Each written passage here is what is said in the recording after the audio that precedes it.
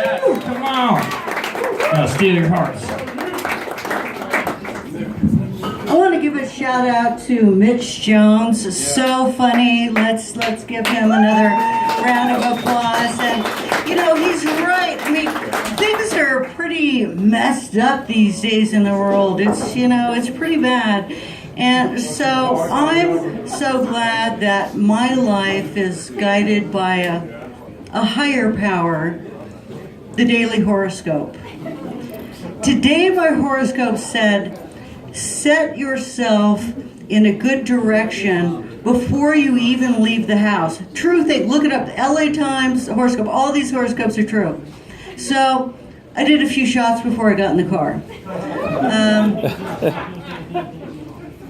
Once I got, my horoscope said, your journey will take you to a place of risk, indulgence, and possibly remorse. So I went to Vegas anyway. But a few weeks ago, my horoscope said, wait a few days before you buy something important. So I didn't pick up my meds. That made for a strange interlude. I had no idea that taking antidepressants killed your sexual drive. No wonder my husband dumped me.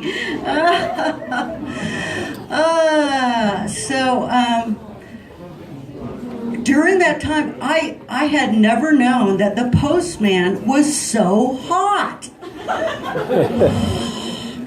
Hello, tall, dark, and federally employed. I like to imagine that he's British. You know, the steering wheel is on the right side of the car, and he wears those little shorts like Angus Young of AC/DC. I'm just really, I'm attracted to exotic foreigners who speak English, of course.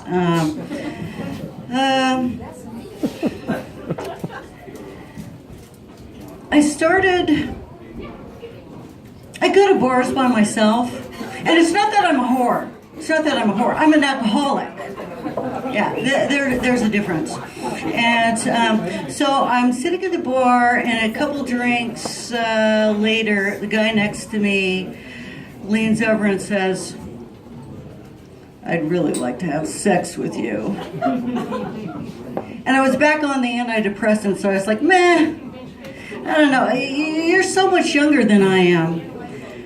He said, oh, come on.